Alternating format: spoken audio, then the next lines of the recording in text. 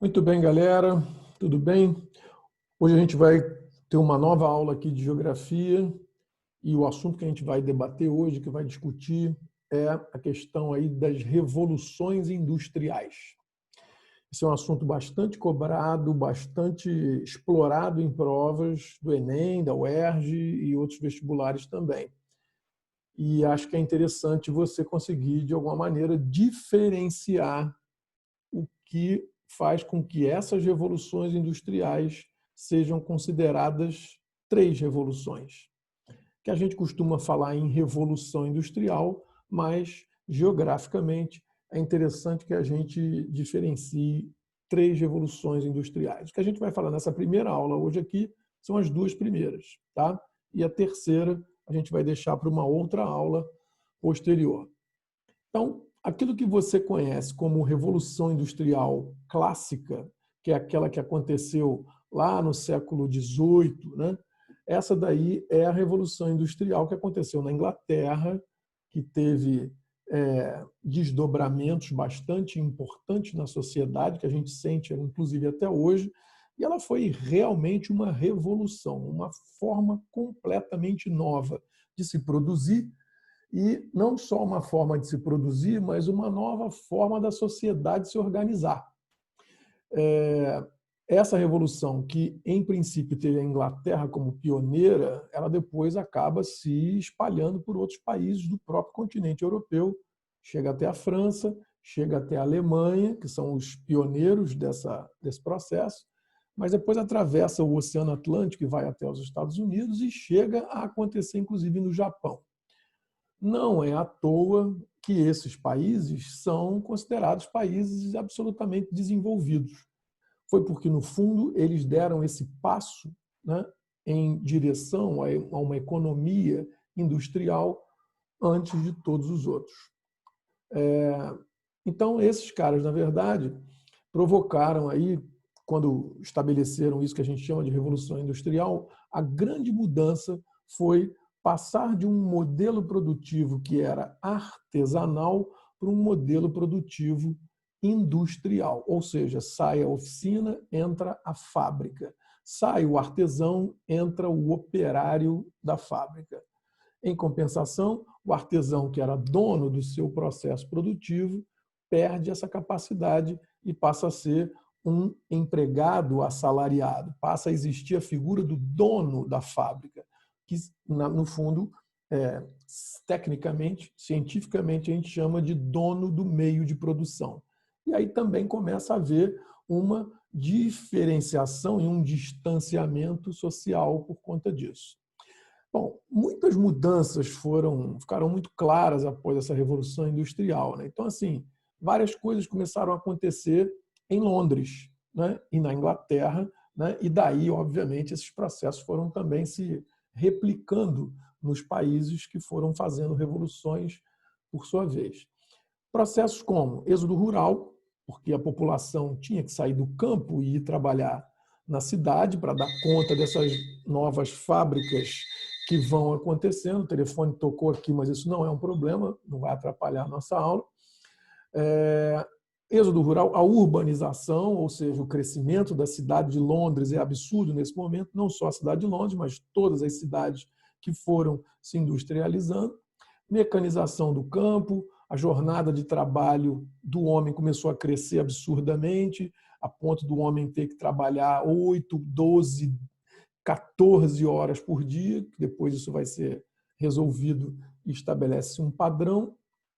Surge uma burguesia industrial, surge o proletariado, que é o trabalhador, o operário, existe uma evolução tecnológica bastante grande e, com tudo isso, a sociedade sofre uma série de transformações. No método produtivo em si, a grande questão envolvida aí é que a fábrica passa a ter uma característica que a oficina artesanal não tinha. A fábrica começa a produzir usando máquina.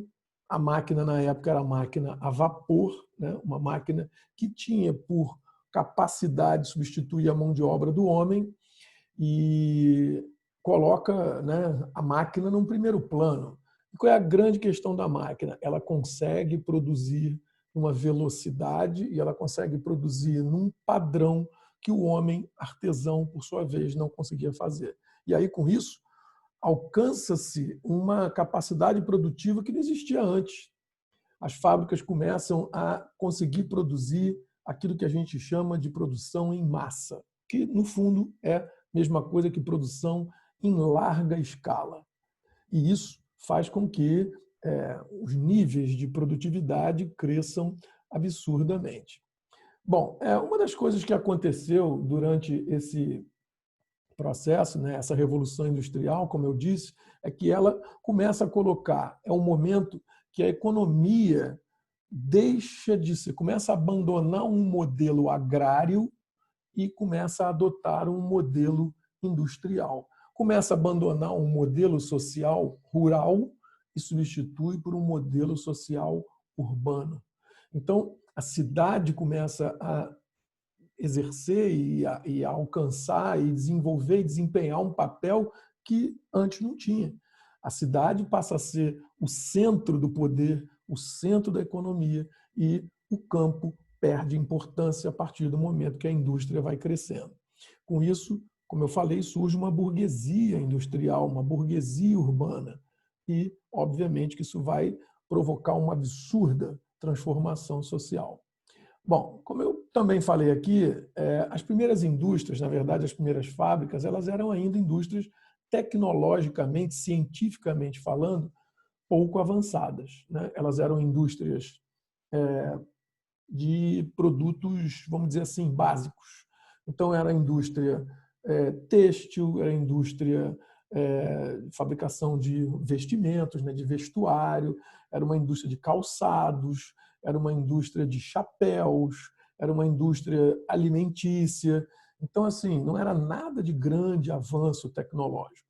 Mas uma das bases dessa indústria é a siderurgia e a metalurgia, ou seja, o fato de se conseguir produzir aço, porque o aço passa a ter uma importância absurda, até porque as máquinas passam a ser feitas de aço.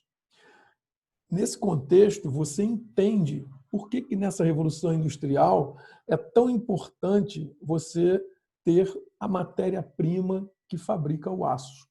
Então, uma coisa que é interessante a gente estudar quando fala de Revolução Industrial é lembrar quais são os fatores que permitem a Inglaterra ser um país que faça essa Revolução Industrial. Então, são basicamente os fatores do seguinte: a questão de que ela tinha jazidas de ferro que permitiram essa exploração e depois transformar esse ferro junto com outras ligas metálicas no aço tão necessário. Outra coisa que a Inglaterra tinha era a questão do carvão mineral, porque o carvão, nesse momento, ele era a fonte de energia necessária para fazer a máquina a vapor funcionar, que o vapor vinha da queima do carvão. E a terceira coisa que a Inglaterra conseguiu atingir foi que ela, com o processo de urbanização e de vinda da população do campo para as cidades, ela consegue duas coisas. Ela consegue tanto a mão de obra para trabalhar nessas fábricas, que precisava ser numerosa e barata, e, vamos dizer assim, desqualificada, e ela consegue também o mercado consumidor para consumir os produtos que essa própria indústria produzia. Então, era um processo que, na verdade, quase que um ciclo que tinha, né, terminava em si mesmo. Ou seja, eu preciso de gente para trabalhar e eu preciso de gente para consumir. Com isso, a Inglaterra conseguiu reunir essas características aí para poder dar esse salto à frente dos outros. Como eu disse, esse processo depois vai em direção à França, depois vai para a Alemanha e depois vai atingir Estados Unidos e vai atingir Japão, que são os principais, aí, os primeiros a fazerem essa grande mudança e essa revolução. Bom, então isso, basicamente, é o que a gente reconhece como a grande revolução industrial, a primeira clássica. Tá? É o salto inicial no processo. O que a gente chama de segunda revolução industrial? É porque, no fundo, o que acontece é que no finzinho do século XIX, no iniciozinho do século XX, começa a aparecer os estudiosos a respeito da indústria. Então, os caras começam a pensar assim, peraí, Existem formas e modelos de produção que possam permitir que eu ganhe mais dinheiro do que eu já estou ganhando? Será que eu consigo produzir ainda mais do que eu produzo? Será que eu consigo atingir uma produção numa escala maior ainda? E aí começam a aparecer caras que vão criando métodos de produção que são, na época, e até hoje, vamos combinar assim, né, inovadores. Então, o primeiro cara que aparece aí, que ganha um destaque absurdo, é um engenheiro de produção, né, um cara, na verdade, chamado Frederick Taylor, e ele cria uma coisa que até hoje a gente usa nas fábricas. Você vê como é que o cara era um precursor, né? Você vê como é que o cara foi um visionário.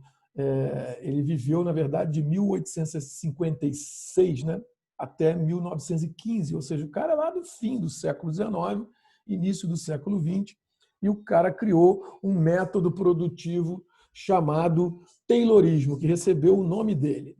E esse método baseado foi chamado de administração científica. Tá? Esse método, na verdade, era a ideia básica dele era a divisão de tarefas. Então, era assim, se você dividir a produção em etapas e se especializar nessas etapas, você consegue produzir isso de uma forma muito mais eficiente e muito mais rápida. E aí que começa a existir aquela coisa do setor da fábrica. Então, um cara solda, o outro cara aperta o parafuso, o outro cara encaixa, o outro cara monta, o outro cara pinta, o outro cara... Então, com isso, você vai se tornando cada vez mais eficiente.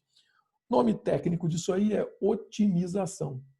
Bom, é óbvio que ele consegue métodos e consegue fazer com que isso aconteça de forma muito mais eficiente. E é ele que cria a expressão que até hoje a gente usa e tão usada, é que tempo é dinheiro. Ou seja, se você consegue fazer uma tarefa mais rápido, você ganha mais dinheiro com isso. Você é mais eficiente e com isso você acaba se tornando mais lucrativo. Esse cara, na verdade, foi assim fundamental para o desenvolvimento da indústria e dos métodos de produção.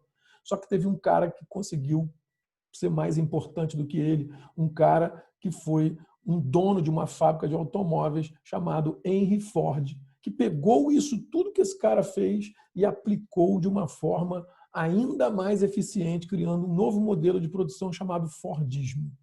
O Fordismo nada mais é do que pegar tudo isso daí e aplicar numa fábrica só, gigantesca, com um processo no qual o empregado praticamente não se movia, ele ficava parado e as coisas passavam numa esteira na frente dele, inaugurando um negócio que deu-se o nome de linha de montagem.